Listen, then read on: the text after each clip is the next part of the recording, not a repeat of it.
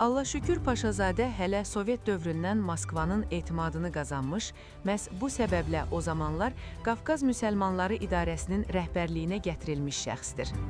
2015-ci ildə o, Rusiya Federasiyası Prezidentinin fəxri fərmanı ilə təltif edilib.